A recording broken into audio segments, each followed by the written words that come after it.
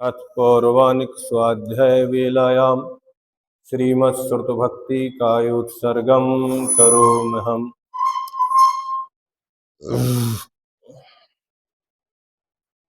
ओकारं बिंदु संयुक्तं नित्यं ध्यायन्ति योगिनः कामदं मोक्षदं च ओकाराय नमो नमः। अविरल शब्द घनुग्गा प्रक्षालति सकल भूतल मल कलंका मुनिभ्रोपास्य तीर्थ सरस्वती हरतनो दुर्गान् अज्ञानतिमिरान्धयानां ज्ञानाञ्जनशलाकया चक्षुरुन्मीलितं तस्मै श्रीगुरुभे नमः। परम गुरुभे नमः। परम्पराचार्य गुरुभे नमः। सकलकलशविध्वंसकं श्रेषां परिवर्धकं धर्मसम्बन्धकं भव्यजीवमनः प्रतिबोधकारकान्दं शास्त्रं श्री तत्त्वार्थसूत्रजी नामधेयम् अस्य मूलग्रन्थकर्तारा श्री सर्वज्ञदेवाः तदुत्तरग्रन्थकर्तारा श्री गणधरदेवा प्रतिगणधरदेवाः तेषां वचनोऽनुसारमासत् श्रीमद् आचार्य प्रवर्षामि उमा स्वामी आचार्येण पृष्ठं मंगलम भगवान वीरो मंगलम गौतमो गणी मंगलम कुंद कुंदार्यो जैन धर्मोस्तु मंगलम सर्वमंगलमांगल्यं सर्वकल्याणकारकं प्रधानं सर्वधर्माणां जैनं जयतु शासनम्। मोक्षमार्गस्य नेतारं भेत्तारं कर्मभूभृतां ज्ञातारं विश्वतत्त्वानां वन्दे तद्गुणलब्धये। पंच परमेष्टि भगवान की जय। संत श्रोमणी आचार्य गुरुवर श्री विद्यासागर जी महामुनिराज की जय। परम पूज्य आचार्य श्री समय सागर जी महाराज की जय। तत्वार्षूत 9वां अध्याय प्रश्न नंबर 379 सूत्र नंबर 45 निर्जरा तत्व का वर्णन।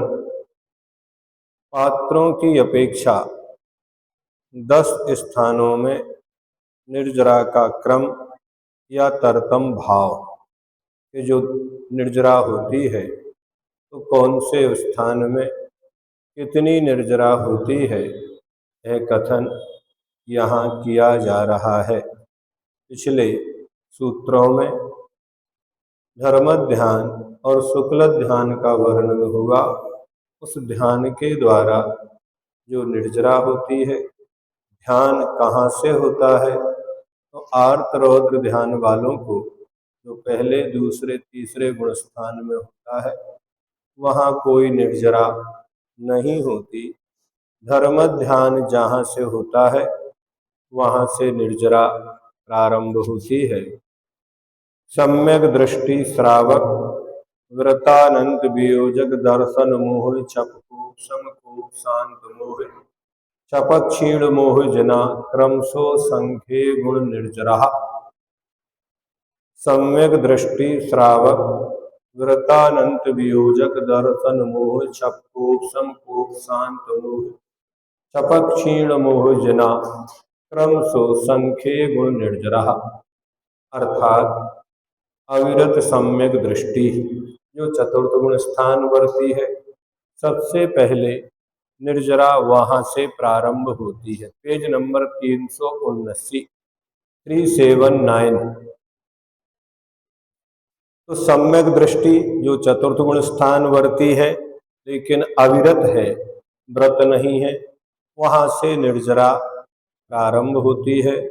फिर उससे असंख्यात गुणी निर्जरा, क्रमशः ये लगाना सभी में 10 स्थानों में कि असंख्यात गुणी जितनी निर्जरा चतुर्थ गुण स्थान वर्ती की होती है उससे असंख्यात गुणी निर्जरा पंचम गुण स्थान वर्ती जो देशवृत्ति श्रावक हैं उनको होती है। उससे असंख्यात गुणी छठवें सातवें गुण स्थान वाले महाव्रती विरत साधु मुनि हैं उनको होती है। पहले सम्यक दृष्टि, फिर श्रावक, फिर विरत। इसके बाद अनंतानुबंधी वियोजक यानी अनंतानुबंधी की विसंयोजना करने वाले। जो अनंतानुबंधी कसाय है उसका क्षय तो नहीं किया, किंतु उसको जो तीन चौकड़ी बची, अप्रत्याख्यान, प्रत्याख्यान और संजुलन, उनका द्रव्य उनमें मिला देते हैं तो उनको असंख्यात गुणी निर्जरा होती है। फिर अनंतानुबंधी विसंयोजना वाले से दर्शन मोह का क्षय करने वाले, जो छायक सम्यक दर्शन प्राप्त करते हैं तो दर्शन मोहिनी की जो तीन प्रकृतियां हैं उनका क्षय करने वाले उनको होती है। फिर दर्शन मोह का चारित्र मोह का उपशम करने वाले, जिस समय वह उपशम श्रेणी में आरोहण करते हैं उनको उससे असंख्यात गुणी निर्जरा होती है। फिर उपशांत मोह यानी 11वें गुण स्थान में जब पहुंच जाते हैं तो वहां असंख्यात गुणी निर्जरा होती है। अब 11वें गुण स्थान वाला जो निर्जरा करता है उससे भी असंख्यात गुणी निर्जरा किसको होगी? तो जो छपक श्रेणी चढ़ेंगे उनको होगी। तो छपक श्रेणी चढ़ने वाले को असंख्यात गुणी है। फिर जो 12वें गुण स्थान में क्षीण मोह वाले हैं उनको उससे असंख्यात गुणी निर्जरा होगी। और अंत में जो जिन भगवान हैं जिनका 13वां और 14वां गुण स्थान होता है उन्हें भी असंख्यात गुणी निर्जरा होती है। इन सब के परिणामों की विशुद्धता यानी कसाय की मंदता। अब आगे तो 12वें गुण स्थान में कसाय का अभाव, जहां तक कसाय का उदय है वहां तक मंदता। फिर जहां से उपशम चालू हो गया तो कसाय का उपशम, क्षय चालू हो गया तो कसाय का क्षय, और पूरी तरह कसाय मोहिनी कर्म का क्षय हो गया तो क्षय। और अंत में 13वें 14वें गुण स्थान में तो मात्र योगों का ही सद्भाव 13वें गुण स्थान में, और 14वें गुण स्थान में योगों का भी अभाव हो जाता है। तो विशुद्धि अधिक अधिक होने से उनकी निर्जरा असंख्यात गुणी होती चली जाती है। जैसे कोई सामान्य व्यक्ति है जिसके पास मात्र 1000 की पूंजी हो, अगर वो दूने भाव में भी बेचेगा तो क्या करेगा? 1000 ही कमाएगा। अथवा कई गुने भी करे तो हजारों से ज्यादा वो नहीं कमा सकता। लेकिन कोई यदि 1 करोड़ का व्यापार करने वाला है और वो 1% भी कमाए तो क्या होगा? उसका 1 लाख अधिक कमाएगा। तो ऐसे ही जिसके पास जितनी ज्यादा पूंजी होती है वह उतना बड़ा व्यापार करता जाता है। तो जिसके पास जितनी ज्यादा विशुद्धि होती है, कर्मों की निर्जरा उसकी उतनी अधिक अधिक होती चली जाती है। प्रथम द्वितीय तृतीय गुण स्थान में कोई भी निर्जरा नहीं मानी है। क्यों? दूसरे और तीसरे गुण स्थान का काल तो बहुत अल्प है, और पहले गुण स्थान में कोई निर्जरा नहीं मानी। कौन सी निर्जरा? निर्जरा तो है कर्म उदय में आकर फल देकर जा रहे हैं, लेकिन जो संबर पूर्वक निर्जरा है वह निर्जरा नहीं होती। यहाँ पर चूंकि संबर और निर्जरा तत्व का वर्णन चल रहा है, तो जो संबर पूर्वक निर्जरा हो वह निर्जरा है। अगर ऋण लेकर ऋण चुकाया तो वह कोई ऋण चुकाना नहीं है, बल्कि एक बड़े ऋण को और आमंत्रित कर लिया, ऐसा मानना। विशेषार्थ जब है नहीं, 6वें 7वें क्या किसी भी गुण स्थान में प्रत्येक नाना जीवों की अपेक्षा अलग अलग ही होगी, लेकिन फिर भी सामान्य से 4 अंक अगर कहे जाएंगे तो 4 अंकों में 1000 भी 4 अंक है, और 9,999 भी 4 अंक है, लेकिन कहेंगे अपन क्या? 4 अंक। अब सब बराबर हैं क्या? नहीं, पंचम गुण स्थान के भी असंख्यात भेद है, चतुर्थ के भी असंख्यात भेद है, छठे सातवें के भी असंख्यात भेद है। एक ही जीव के एक समय जो परिणाम होते हैं, द्वितीय समय में वैसे परिणाम नहीं रहते। या तो विशुद्धि में वृद्धि होती है या विशुद्धि में हानि होती है, क्योंकि ये परिणामों का खेल है। एक समय में ही परिणामों में परिवर्तन देखा जाता है, और जैसे ही परिणामों में परिवर्तन आएगा तो निर्जरा में भी परिवर्तन आता चला जाएगा।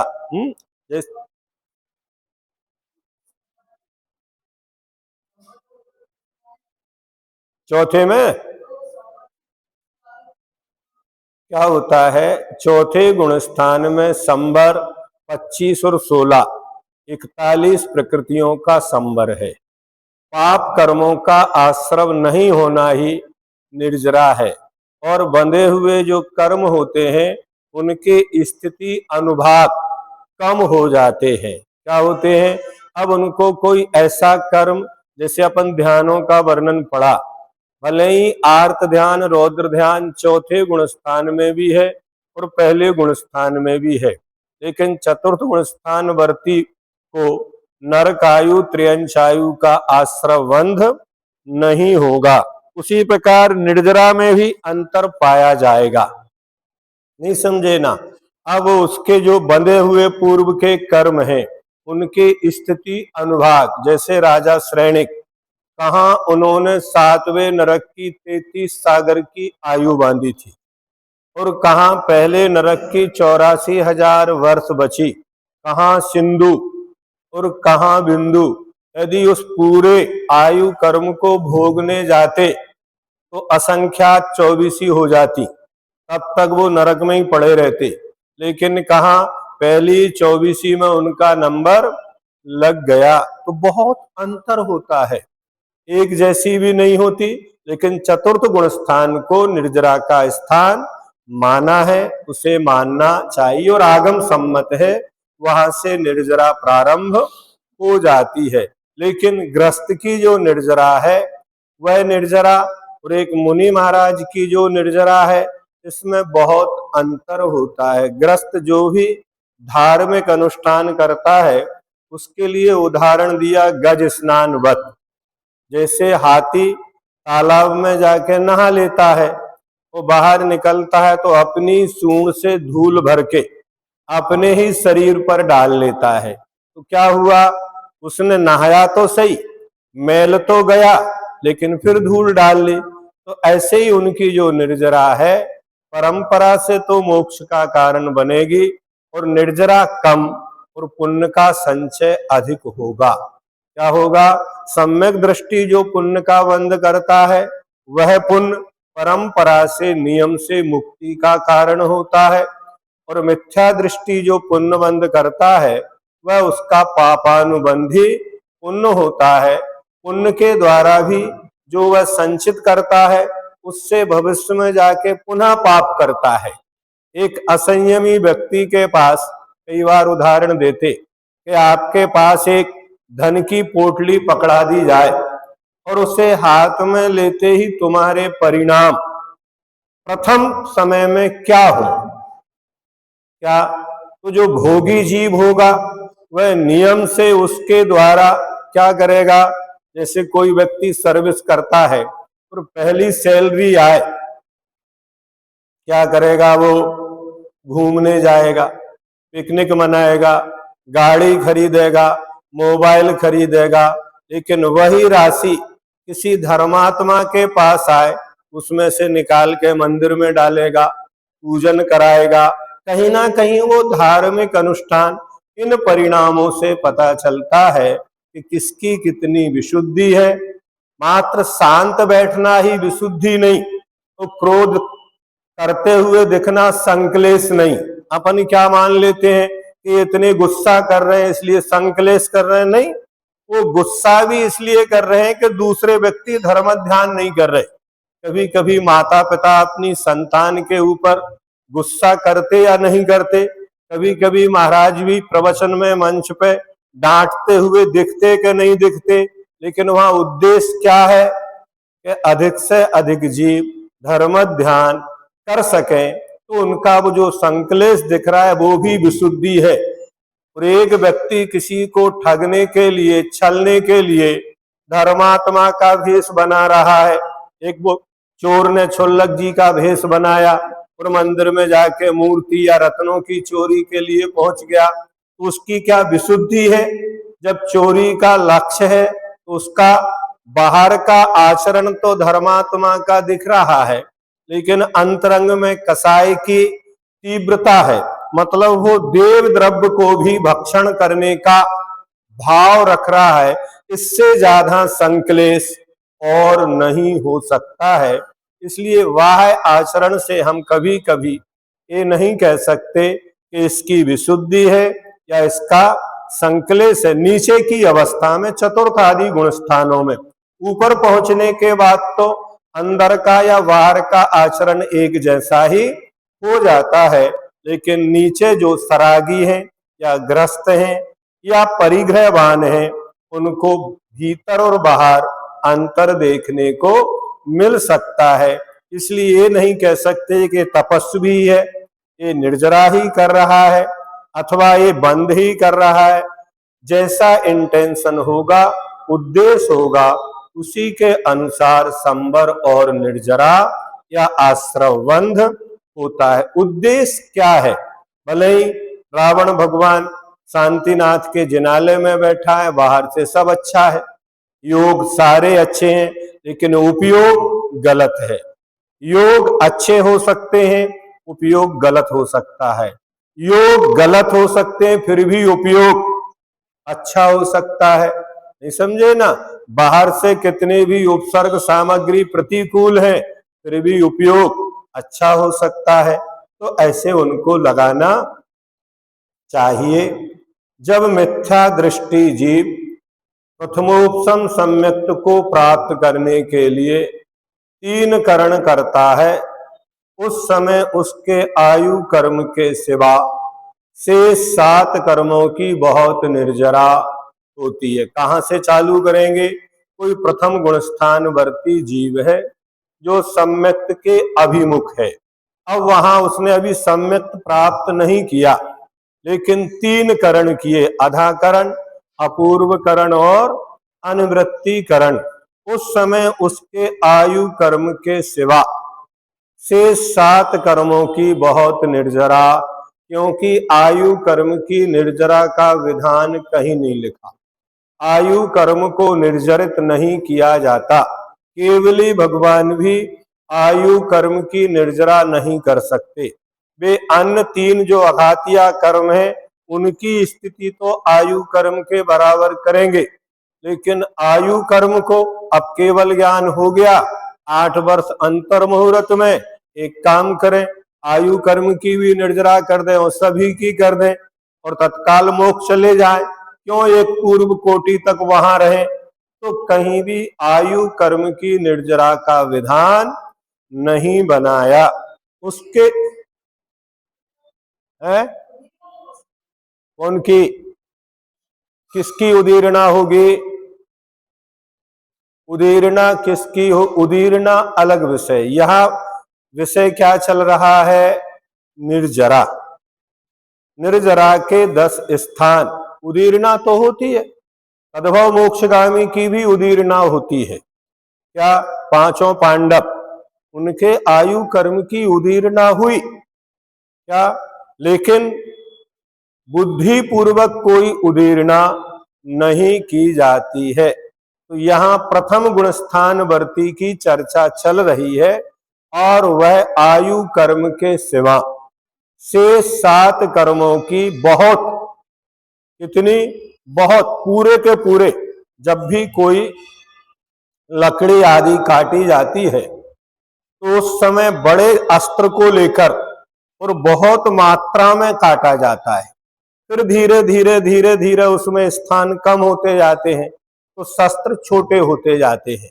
आगे आएगा वादर कृष्टि, सूक्ष्म कृष्टि। तो यहाँ तो बहुत फावड़े से सीधा का सीधा, किसी मकान को गिराना तो जेसीबी लाओ और एक दिन में मैदान कर दो। तो ऐसे ही यहाँ, क्योंकि जो कर्मों की स्थिति 70 कोड़ा कोड़ी है, उसको कितनी करना है? अंतः कोटा कोटि, तभी सम्यक दर्शन की भूमिका बनती है।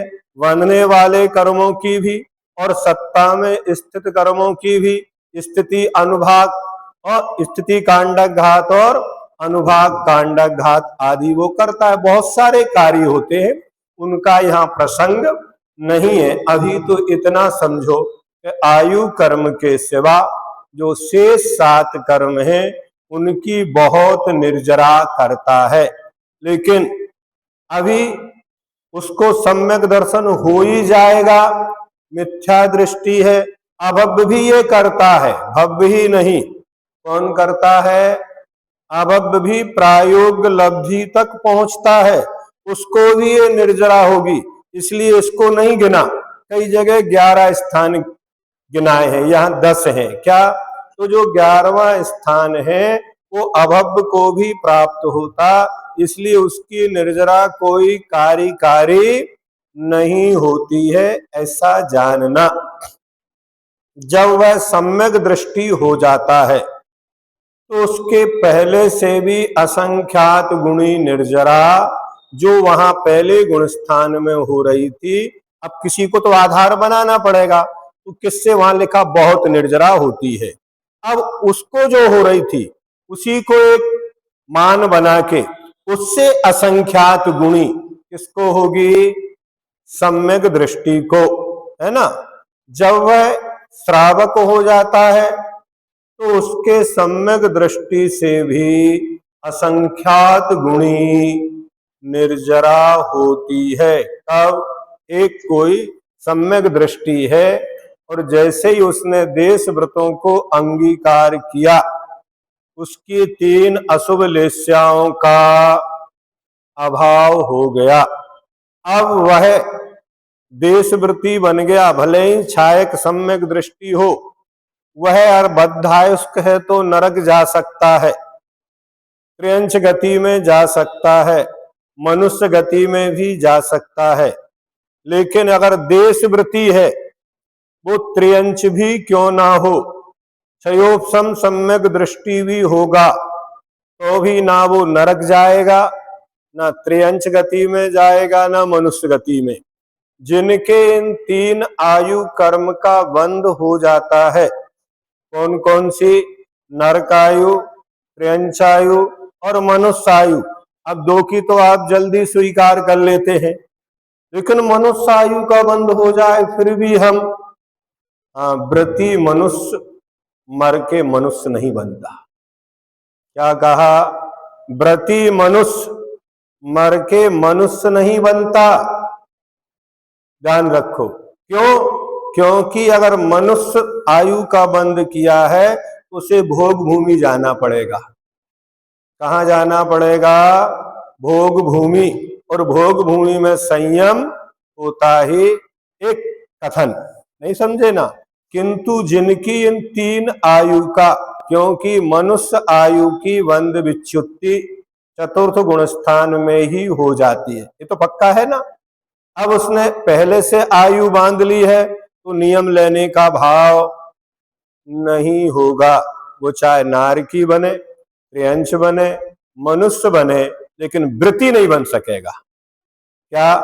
कुछ भी बन जाए, लेकिन व्रती बनना है एक देवायु को छोड़कर। अगर देवायु का बंध किया है और देवायु में भी भवनत्रक में उत्पन्न नहीं होता, वैमानिक में ही जाएगा। वैमानिक में भी देवियों में उत्पन्न नहीं होगा, किसमें होगा? देव में ही होगा। और देवों में भी हीन जाति का देव नहीं होगा। वैमानिक में भी भेद है 10 प्रकार के, उनमें आभियोग किलबिश आदि जाति का देव नहीं बनेगा, ये उसका नियम है, ऐसा जानो।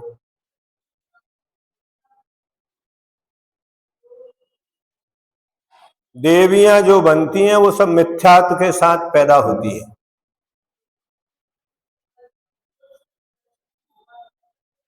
नहीं, ऐसा किसने कह दिया आपसे कि सम्यक दर्शन होगा तो देवी बनेगी? सम्यक दर्शन होगा तो देवी बनेगी नहीं, आप ये मानिए। सम्यक दृष्टि देव जीव कभी भी स्त्री पर्याय में पैदा ही नहीं होता, भले वो सौधर्म इंद्र की सची हो या अच्युत स्वर्ग के इंद्र की सची हो, किसी भी प्रकार की स्त्री पर्याय में उत्पन्न होता ही नहीं है। सम्यक दृष्टि जीव, देश वृत्ति तो बहुत आगे की बात है। पुण्य के कारण मिथ्या दृष्टि भी चले जाते हैं, क्या बात हो गई?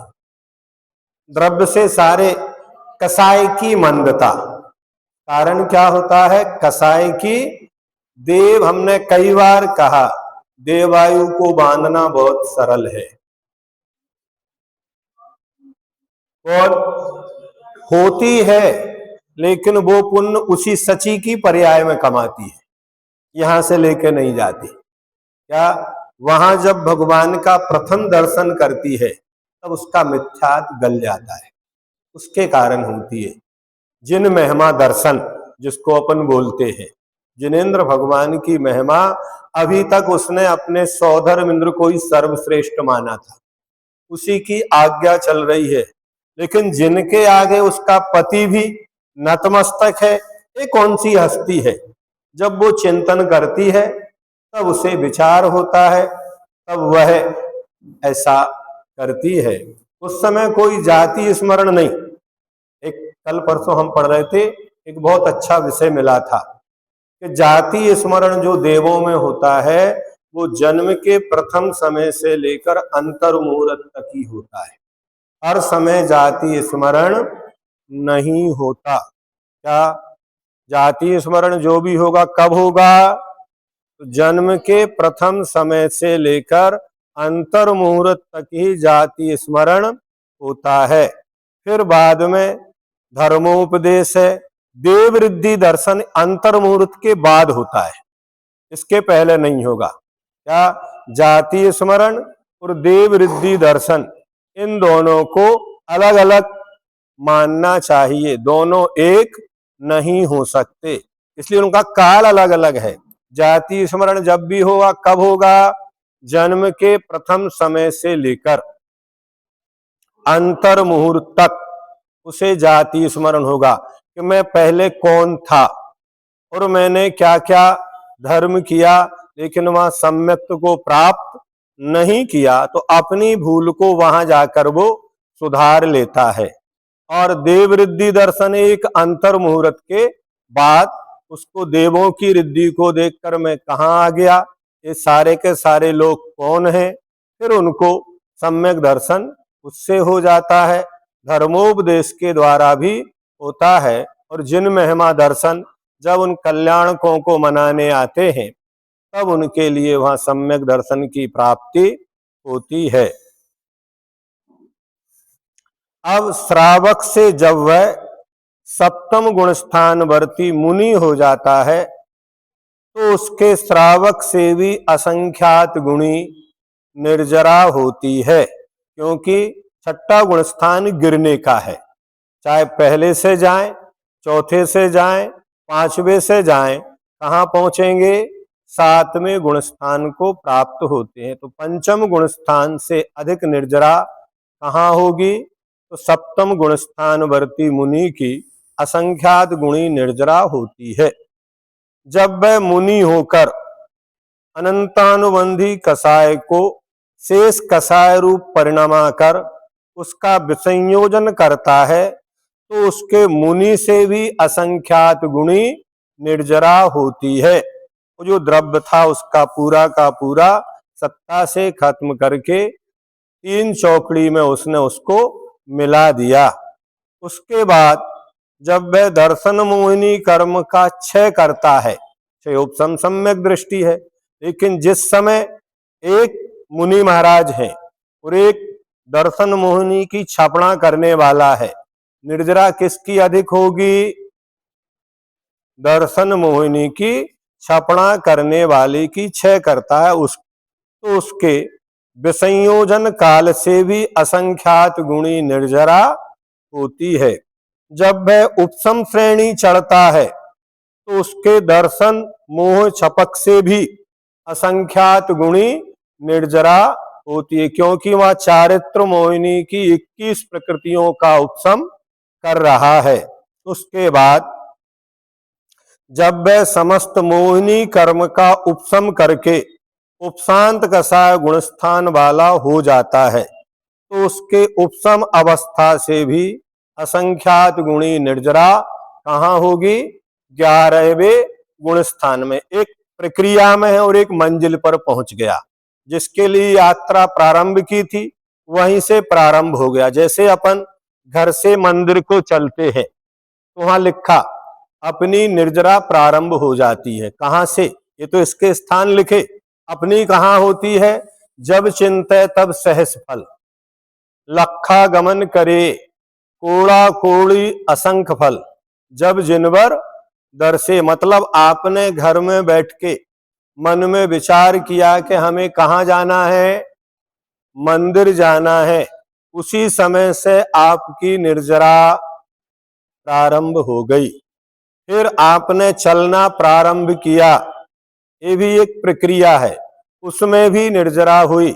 और जब जिनेंद्र भगवान को देख लिया तो अस्कोड़ा कोड़ी, असंख्यात कोड़ा कोड़ी उपवास के करने से जो फल मिलता है वह भगवान के दर्शन से। तो ऐसे ही सम्यक दर्शन की भूमिका बनी। उस समय निर्जरा प्रारंभ हुई, सम्यक दर्शन प्राप्त हो गया।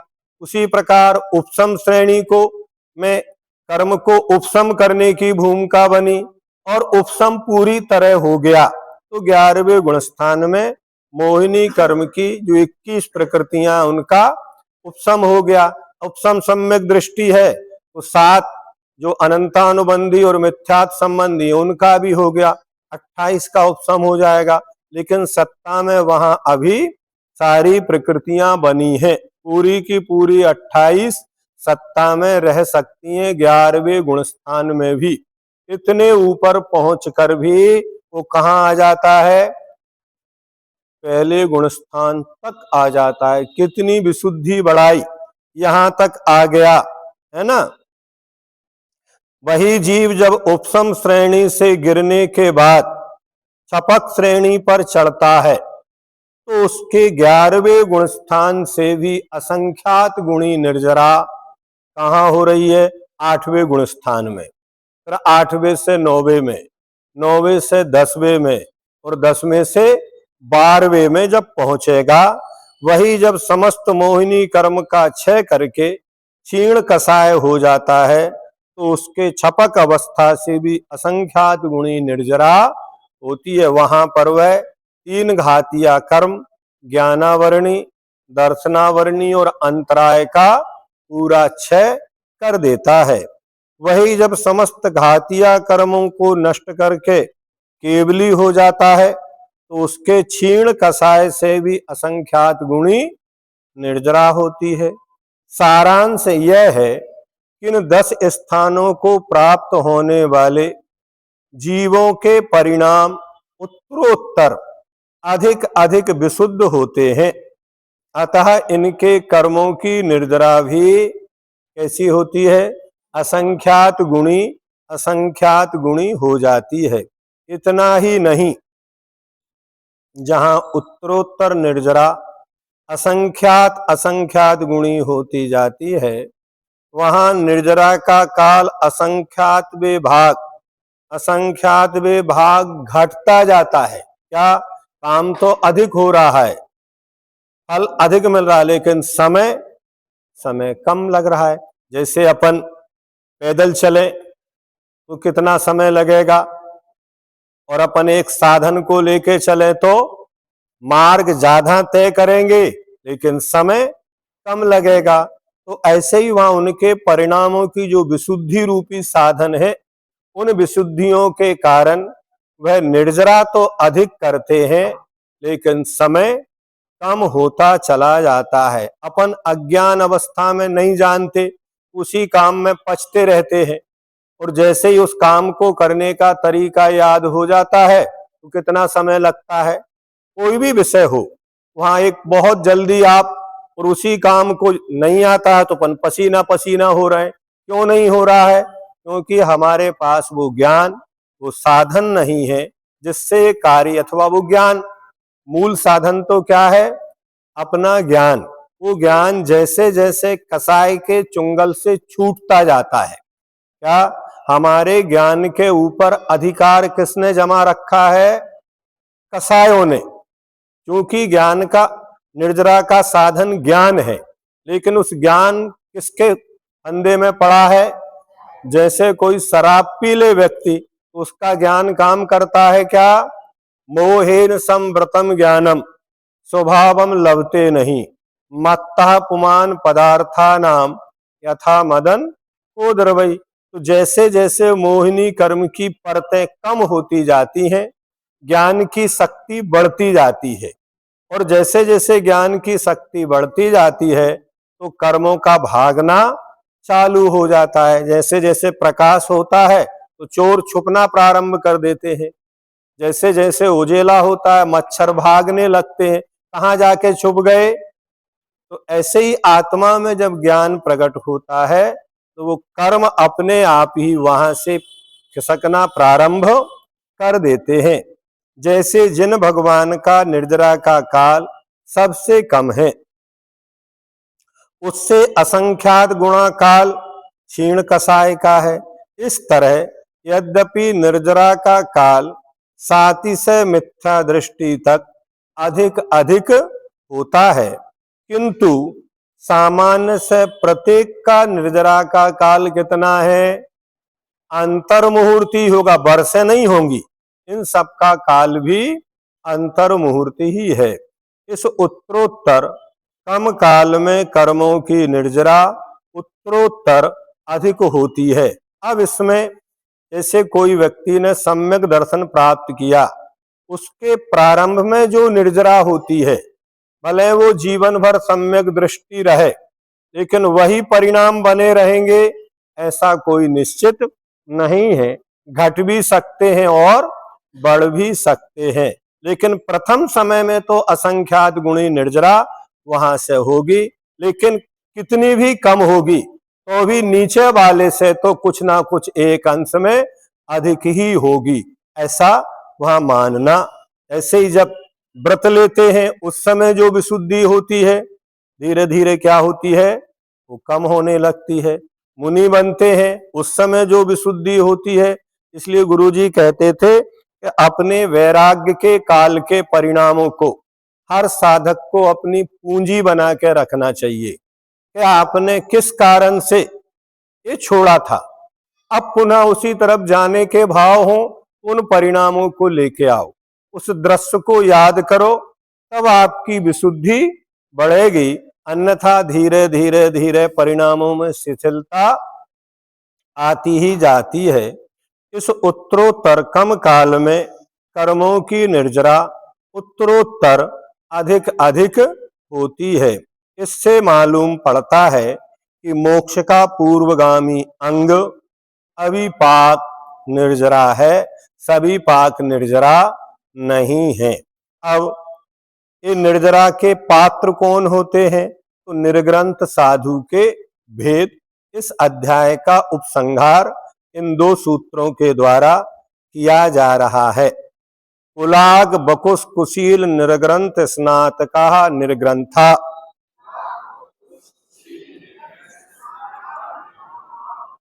कुलाग बकुश कुशील निर्ग्रंथ स्नातका निर्ग्रंथा।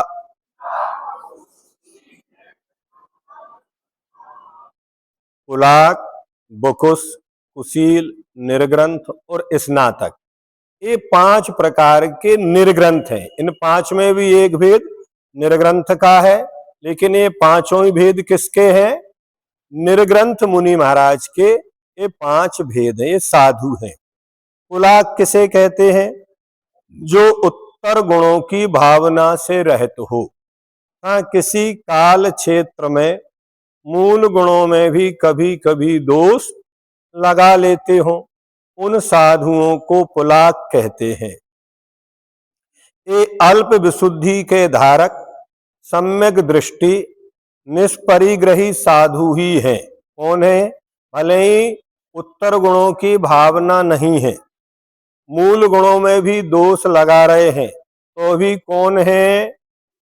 सम्यक दृष्टि ही है, ये मिथ्या दृष्टि नहीं है। और निष्परिग्रही है, परिग्रही नहीं है। पुलाक नाम उबाल सहित चावल का है। उबाल सहित चावल की तरह मलिन होने से ऐसे साधु को पुलाक कहा जाता है। अपने पास जो चावल आता है ना, वो पूरा का पूरा प्रोसीजर होके आता है, लेकिन इस चावल से जब धान का छिलका निकलता है तो उसमें लाली अंदर रहती है। वो लाली जिसमें दिखे वो पुलाक की तरह है।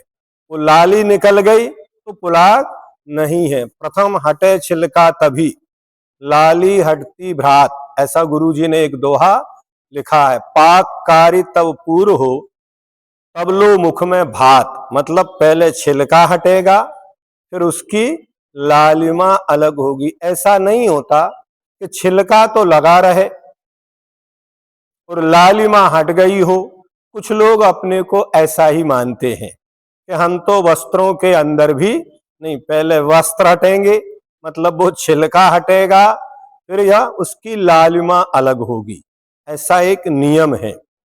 बकुस उत्तर गुणों की विराधना सहित किंतु मूल गुणों का निर्दोष पालन करता है। ये इनसे कुछ उत्कृष्ट होते हैं। ये उत्तर गुणों की विराधना तो है किंतु मूल गुणों का निर्दोष पालन करते हैं। किंतु शरीर पीछी वगैरह उपकरणों से जिन्हें मोह हो उन मुनि को बकुस कहते हैं। बकुस का अर्थ चितकबरा है। जैसे सफेद पर काले धब्बे होते हैं वैसे ही उन मुनियों के निर्मल आचार में शरीर आदि का मोह धब्बे की तरह होने से बकुस कहे जाते हैं। एक शरीर बकुस होते हैं, एक उपकरण बकुस होते हैं, जो अपने उपकरण पीछी कमंडल को बहुत अच्छा साफ, क्योंकि ये व्यक्ति का अंदर का नेचर होता है। कुछ लोग सहज रूप से रहते हैं लेकिन कुछ लोग अपने आप को, तो जिसका जो नेचर होता है पूर्व का, वो वहां भी देखने में आता है। किसी को कोई गंदगी पसंद नहीं होती है तो पूरी तरह अपने शरीर को भी साफ सुथरा रखते हैं और अपने उपकरणों को भी साफ सुथरा रखते हैं। लेकिन उनके निर्ग्रंथता में कोई अभाव नहीं। वे रहेंगे कौन? निर्ग्रंथ ही रहेंगे। कुशील दो प्रकार के हैं, प्रतिसेवना कुशील और कसाय कुशील, जिनके मूल गुण उत्तर गुण दोनों ही पूर्ण हो किंतु कभी कभी उत्तर गुणों में दोष लग जाता हो, उन साधुओं की प्रतिसेवना कुशील कहते हैं। जिन्होंने अन्न कसायों के उदय को तो बस कर लिया है किंतु संजुलन कसाय के अव्यक्त उदय को बस में नहीं किया, उन साधुओं को कसाय कुशील कहते हैं। निर्ग्रंथ, जिनके मोहिनी कर्म का उदय ही नहीं होता तथा शेष घातिया कर्म भी जल की रेखा समान रह जाते हैं, ऐसे 11वें 12वें गुणस्थान वर्ती साधु, लेकिन ये वर्तमान में कोई होते नहीं है। वर्तमान में जो पहले 3 कहे गए ये ही होंगे। ये कुशील वाले वर्तमान में निर्ग्रंथ चौथे वाले वर्तमान में नहीं होते। स्नातक, समस्त घातिया कर्मों के नाशक, केवली भगवान, दोनों सहयोगी भी और अयोगी, ये स्नातक कहलाते हैं।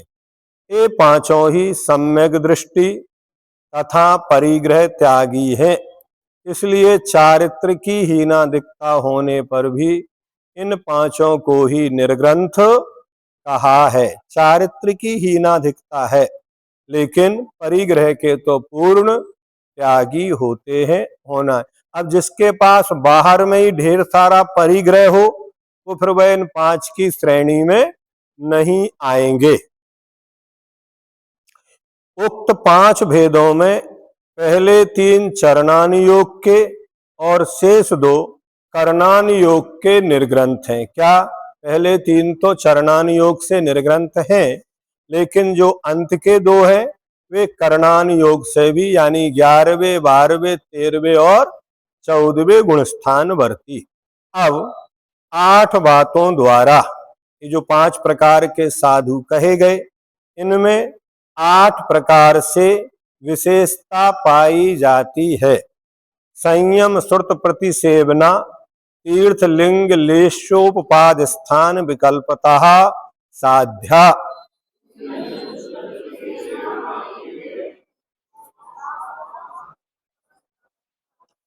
संयम, श्रुत, प्रतिसेवना, तीर्थ, लिंग, लेशोपपाद स्थान, विकल्पतः, साध्या।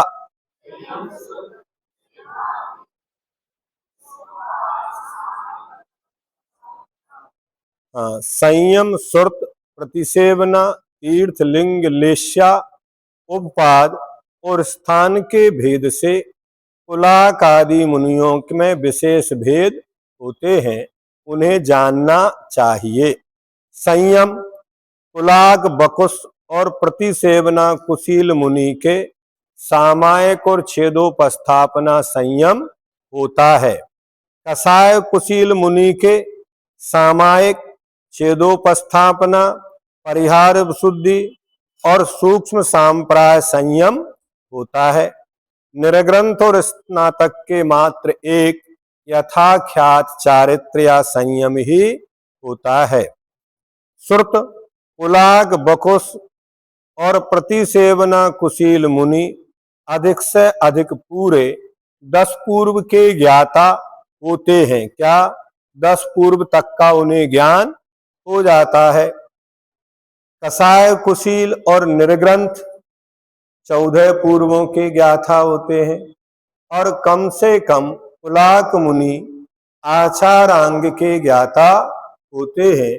बकुश, कुशील और निर्ग्रंथ 5 समिति और 3 गुप्तियों के ज्ञाता होते हैं। इतना तो सबको अनिवार्य है, कितना 5 समिति और 3 गुप्ती का पालन तो वो करते ही हैं। अगर ये भी नहीं है तो फिर इन 5 श्रेणी में वो नहीं आएंगे। अब स्नातक तो केवल ज्ञानी होते हैं। कौन स्नातक कौन होते हैं? तो उन्हें तो केवल ज्ञान ही होता है। प्रतिसेवना यानी विराधना।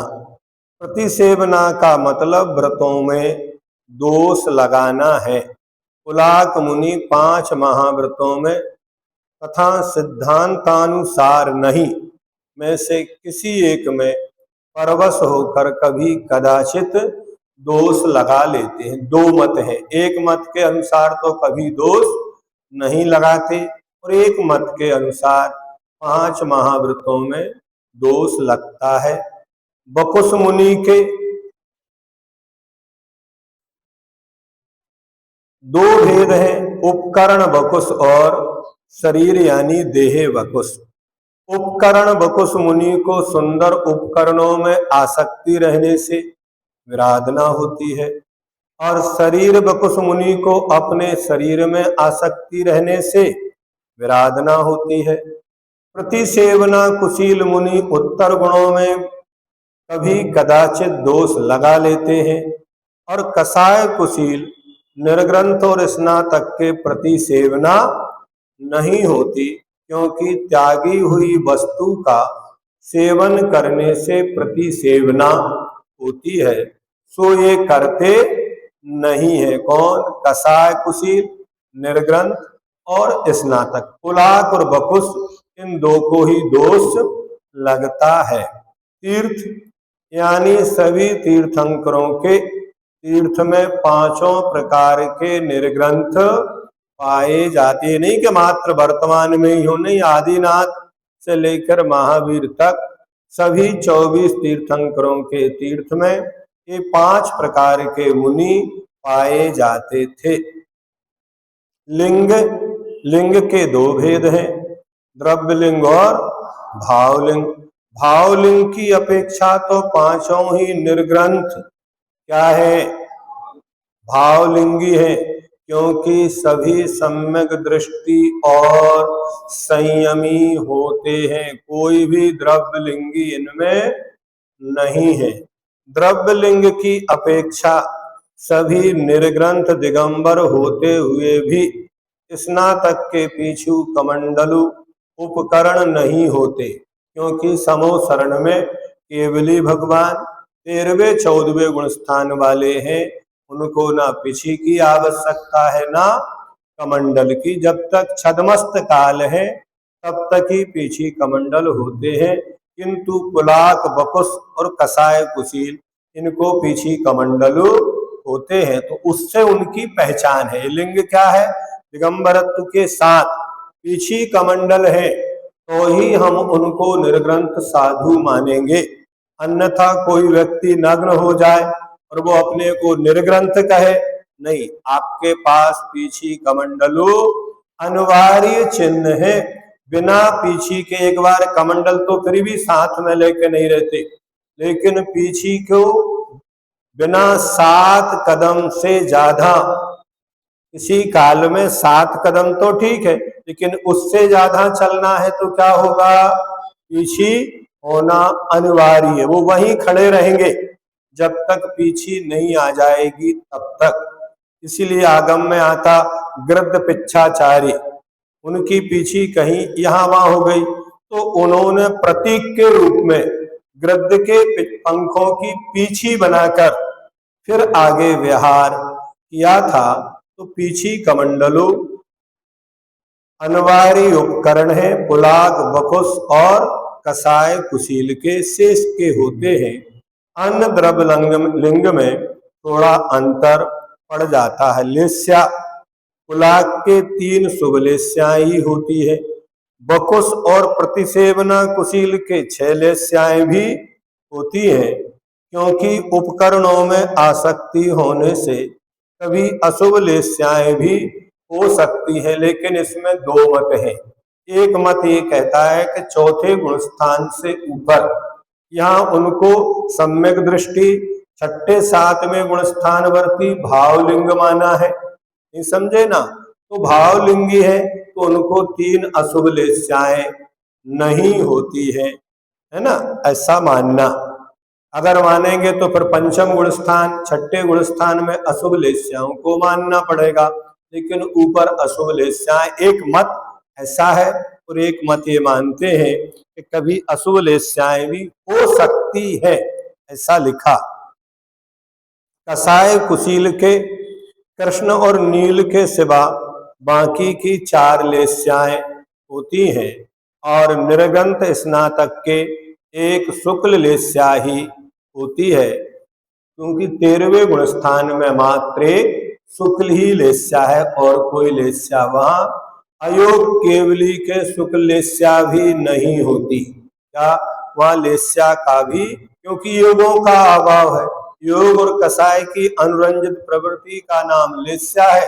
अब योग भी चले गए तो लेस्या भी चली जाती है। उपपाद पुलाक मुनि अधिक से अधिक सहस्त्रार स्वर्ग में उत्कृष्ट स्थिति के धारक देव होते हैं। बकुस और प्रतिसेवना कुशील वायु सागर की स्थिति वाले आरण और अच्युत स्वर्ग में उत्पन्न होते हैं। कसाय कुशील और 11वें गुणस्थान वाले निर्ग्रंथ 33 सागर की स्थिति वाले सर्वार सिद्धि विमानों में उत्पन्न होते हैं। इन सब की उत्पत्ति कम से कम कहाँ होगी? तो सौधर्म कल्प में तो नियम से जाएंगे ही जाएंगे, कोई भवनत्रक में नहीं जाएंगे, अन्य गति में नहीं जाएंगे। दूसरे स्वर्ग से लेकर सर्वार सिद्धि तक की व्यवस्था, और जो स्नातक होते हैं वे कहाँ जाते हैं? तो नियम से मोक्ष ही जाते हैं। स्थान से यहाँ संयम लब्धि के स्थान लिए गए हैं। पूर्ण वृत्ति रूप परिणाम का नाम वह सब का एक सा नहीं होता। किसी का कसाय मिश्रित और किसी का कसाय रहित। ये स्थान 2 प्रकार के, कसाय निमित्तक और योग निमित्तक। कसाय के निमित्त से संयम के असंख्यात लब्धि स्थान है। सबसे कम संयम के लब्धि स्थान पुलाक के, उससे अधिक बकुस के, उससे अधिक प्रतिसेवना कुशील के, और उससे अधिक कसाय कुशील के होते हैं। उससे विशेष अधिक संयम के आकषाय स्थान निर्ग्रंथ के और उससे अनंत गुणे संयम स्थान स्नातक के होते हैं। इस प्रकार से ये 9वें अध्याय में संवर और निर्जरा तत्व का वर्णन पूर्ण हुआ। जा वाणी के ज्ञान ते सूझे लोकालोक, सो वाणी मस्तक नमु सदा देतु लोक। हे जनवाणी भारती तो जप